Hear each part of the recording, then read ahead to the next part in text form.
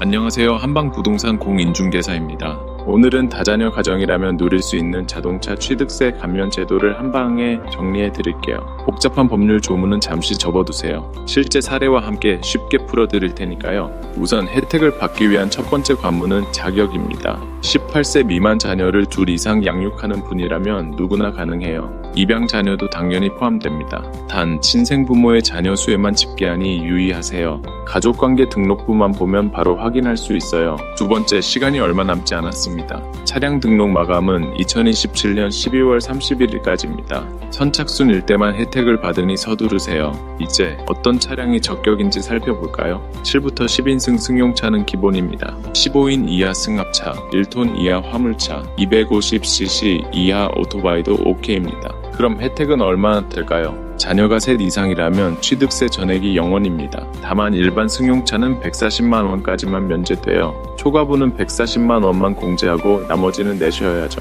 자녀가 둘인 경우 50% 감면이지만 일반 승용차는 최대 70만원까지만 적용됩니다. 앞으로 볼 사례들이 바로 이해를 도와줄 거예요. 첫 번째 사례, 김씨 가족입니다. 만 3세, 6세, 10세 아이 셋을 두고 있는 김씨는 9인승 카니발을 샀어요. 차값에 붙는 취득세가 180만원이었지만 140만원까지 전액 면제받았죠. 두 번째 사례, 이씨 가족입니다. 5세와 8세 자녀 둘을 둔 이씨는 아반떼를 구매했습니다. 150만원 취득세의 50%는 75만원이지만 일반 승용차라 70만원만 공제돼요. 최종 80만원만 납부하면 됩니다. 세 번째 사례, 시골 농부 박씨입니다. 아이 셋을 키우며 농사용 1톤 포터를 샀는데 취득세 60만원이 통째로 면제됐어요. 이제는 예외와 주의사항을 살펴볼까요? 혜택을 못 받는 대표적인 경우 두 가지가 있습니다. 첫째, 같은 세대 내에서 이미 감면 차량이 있다면 두 번째 차량부터는 혜택이 없어요. 둘째, 배우자나 자녀가 아닌 타인과 공동 명의도 안 됩니다. 그래도 상황이 바뀌면 어떻게 될까요? 배우자에게 양도하거나 사망으로 상속받는 경우는 예외입니다. 중고차 알선, 천재지변, 폐차, 수출 등도 추징 면제 사유가 돼요. 허나 1년 내에 아무 이유 없이 팔면 감면받은 세금을 다시 내야 합니다. 네 번째 사례, 정씨 가족의 중고차 대체 취득입니다. 자녀 둘을 둔 정씨는 감면받은 차량을 폐차하고 45일 만에 중고 8인승을 구매했어요.